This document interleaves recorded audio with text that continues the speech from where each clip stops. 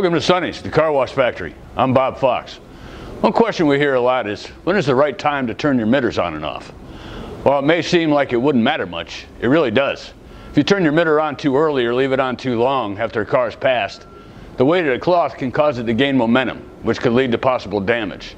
The damage could be to a customer's car or to your equipment. Neither of those options are good.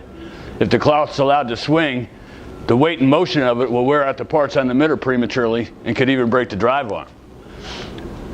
If you turn the mitter on when the cloth first makes contact with the vehicle and turn it off while still making contact on the rear of the vehicle, you'll not only reduce the damage, but also the loud slapping noise some mitter curtains can cause.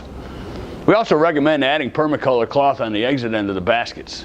This cloth is lighter and will reduce the amount of rear wipers being pulled away from the glass and being damaged by a wraparound. And there you have it. When you're looking to time your mitters, remember, turn them on and off while the cloth is making contact with the vehicle. Thanks for watching. For more frequently asked car wash operations questions, visit us at www.sonnysdirect.com/FAQ.